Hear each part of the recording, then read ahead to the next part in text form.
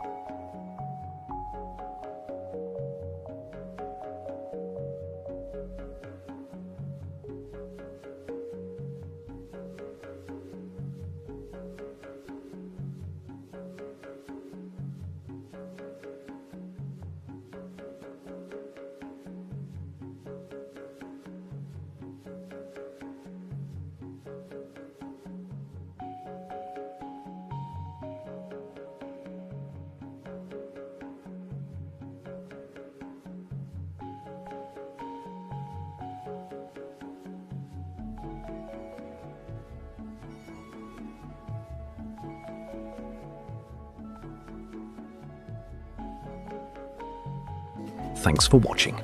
Don't forget to like and subscribe. Clear skies.